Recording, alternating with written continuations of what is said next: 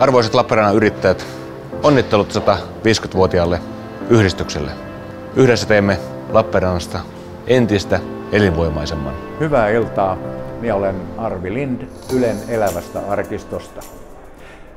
Lappeenranta ja Lauritsala ovat lämpimiä paikkoja sydämessä ja nyt minulla onkin ilo toivottaa onnea 150-vuotiaalle Lappeenrannan yrittäjät yhteisölle.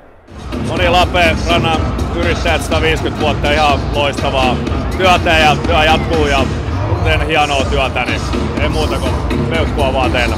Lämpimät onnittelut Lappeenrannan yrittäjille 150-vuotispäivänä. Ja kiitos siitä, että olette ollut rakentamassa isänmaata ja työllistämässä ihmisiä ja mahdollistamassa sen korkean elintason, mikä teidän seudulla on ja Suomessa on.